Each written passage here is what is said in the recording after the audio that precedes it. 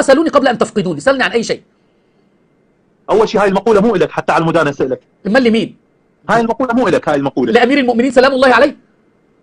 يا أمير المؤمنين. لعلي بن أبي طالب سلام الله عليه.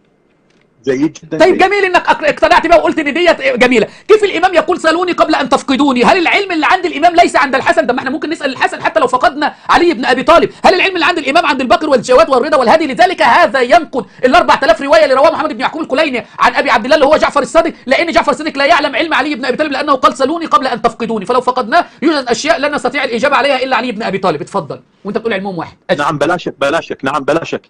العلوم الغريبه والعجيبه اللي عند امير المؤمنين عليه السلام ما موجوده عند البقيه. لا يعني كانوا هيسالوا، يعني دلوقتي الاسئله دي، الاسئله لو انا سالت الاسئله هذه يا سماحه الشيخ، لو انا سالت الاسئله هذه للامام الباقر هل كان يستطيع الاجابه عليها؟ تفضل اجب.